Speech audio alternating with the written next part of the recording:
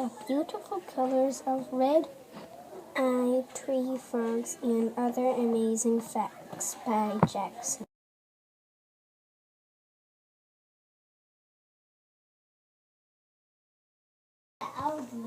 What red-eyed tree frogs look like. Red-eyed tree frogs have red eyes and light green skin, and blue and yellow stripes. Where red-eyed tree frogs live.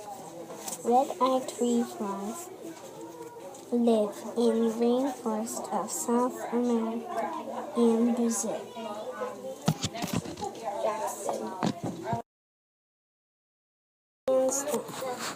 What red-eyed tree frogs eat? Red-eyed tree frogs are meat eaters, and they eat insects.